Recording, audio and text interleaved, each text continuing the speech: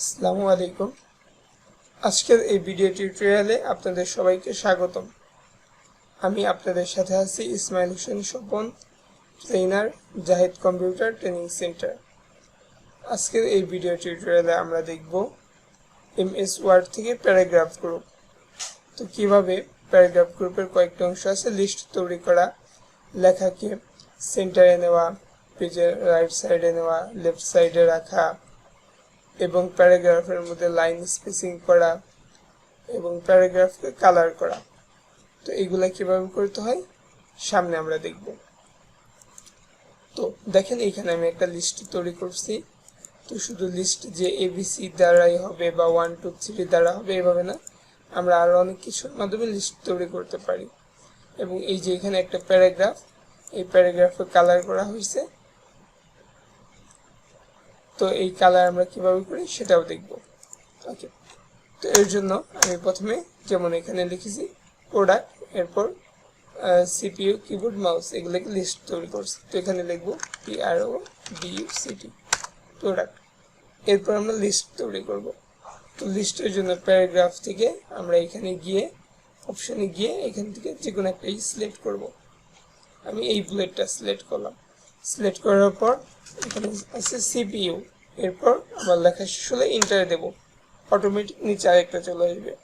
তারপর মাউস, তারপর এন্টার দেব, আরেকটা চলে আসলো কিবোর্ড, আচ্ছা সরি একটু ভুলেছি, keyboard BOARD keyboard, CPU, keyboard, mouse, আরেকটা আমরা দিয়ে দেবো মনিটর, এন্টার দিলাম, আরেকটা চলে আসছে। তখন যদি আমার আর প্রয়োজন না হয় আরেকবার এন্টার দেব। তার মানে আমার যখন প্রয়োজন হবে না আরেকটা নতুন লিস্টের, তখন আমি এন্টার দেব। তো এভাবে আমরা একের পর এক লিস্ট তৈরি করতে পারি। যেমন নাম্বার,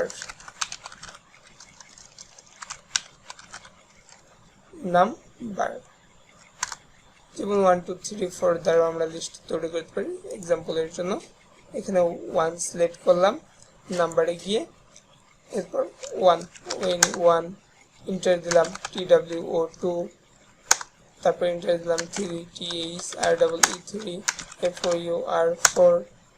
তো এইভাবে মনে করেন এখন আর আমার 5 লেখার প্রয়োজন নেই, তো আমি আরেকটা এন্টার দেব।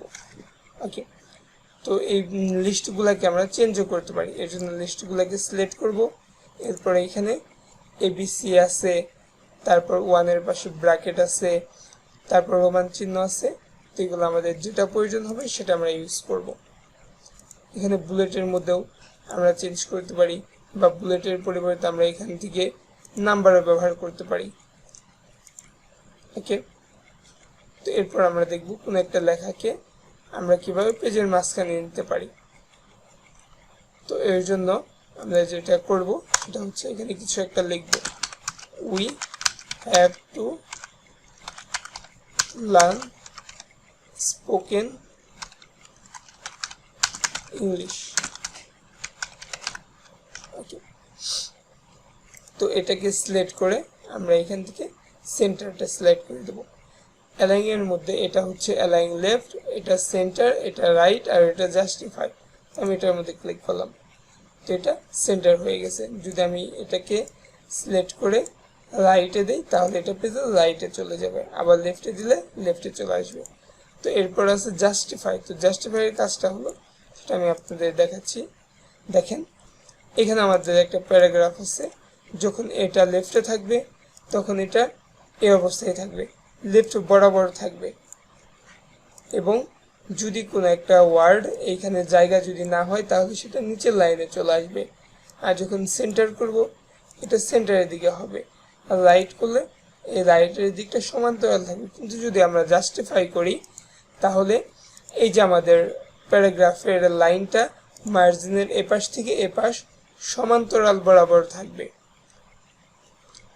ওকে, এরপর আমরা দেখব কিভাবে কালার করতে হয়। যেমন এখানে আমরা কালার করছি, আমি এখান থেকে এই টেক্সটটাকে কপি করে নেব, শুধু টেক্সটটাকে।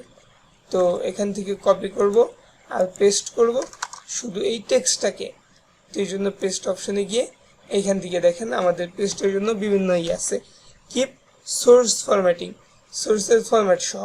এরপর মার্জ ফরম্যাটিং, আগের যে ফরম্যাট এবং নতুন আমার যেটা, তো দুটা একত্র করে একটা ফরম্যাট হিসাবে এটা পেস্ট করবে, আর এটা হচ্ছে শুধু টেক্সটকে পেস্ট করবে। তো আমি শুধু টেক্সটকে নেব। ওকে, টেক্সটকে নিলাম। আরেকবার আমি এখান থেকে এটাকে কপি করে আবার পেস্ট করব, কপি করে এখান থেকে পেস্ট করে দিলাম।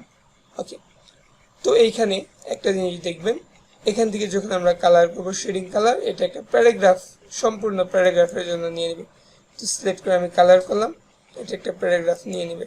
তো প্যারাগ্রাফটা কি? প্যারাগ্রাফটা হচ্ছে নিরবিচ্ছিন্নভাবে কোনো একটা জিনিস লিখে আসা। যদি আমরা কখনো ইন্টার দেই তাহলে সেটার ওই প্যারা থাকতো না। যেমন মনে করেন সেম লেখায় আমি এইখানে একটা ইন্টার দিয়ে দিলাম, তাহলে এখন কি হচ্ছে, এটা একটা প্যারা হয়ে যাচ্ছে এবং এটা একটা প্যারা হয়ে যাচ্ছে। তো দেখেন, যখন আমি এটাকে সিলেক্ট করে এখান থেকে কোনো একটা কালার দেব, তখন ওটা এই অংশটুকুর জন্য হয়ে যাবে, এই প্যারার জন্য। আর যখন এটাকে সিলেক্ট করে কোনো একটা কালার দেব, তো তখন সেটা আরেকটা প্যারার জন্য, মানে এই প্যারার জন্য হয়ে যাবে। ওকে, এরপর আমরা এখান থেকে দেখব লাইন স্পেসিং অপশন। তো লাইন স্পেসিং অপশন দেখার জন্য এটাকে সিলেক্ট করব, সিলেক্ট করে লাইন স্পেসিং অপশন, এখান থেকে আমরা এক লাইন থেকে আরেক লাইনের স্পেস কমাতে পারি, বাড়াতে পারি। তবে যদি সর্বোচ্চ কমাতে চাই তাহলে আমরা লাইন স্পেসিং অপশনে গিয়ে এইখান থেকে আফটার এখান থেকে 0 এবং বিফোর 0 দেওয়াই থাকে। এরপর লাইন স্পেসিং এটাকে সিঙ্গেল করে ওকে করে দেব। ওকে, তো এরপর যদি আমরা এখানটা কি করে দেখি তাহলে দেখব এর মধ্যে আর কোনো স্পেসিং নাই। ওকে, এখন আমরা দেখব কিভাবে এই টেক্সটটাকে আমরা বর্ডার করতে পারি বা বিভিন্ন প্যারাকে বর্ডার করতে পারি। দেখেন এইখানে এটা একটা প্যারাগ্রাফ, তো এটার মধ্যে যদি আমরা সিলেক্ট করি বা এটার মাঝে যদি কার্সার রেখে এখান থেকে বর্ডার অপশনে গিয়ে যদি বর্ডার করি অল বর্ডার, তাহলে এই প্যারাগ্রাফে বর্ডার চলে আসছে। তো এইখানে আমাদের কয়টা প্যারা আছে? এখানে একটা, দুইটা, তিনটা প্যারা আছে।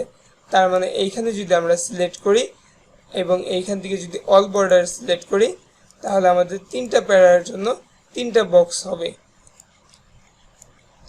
আশা করি বিষয়টা আপনারা বুঝতে পারছেন। এতক্ষণ আমাদের সাথে থাকার জন্য ধন্যবাদ। আসসালামু আলাইকুম।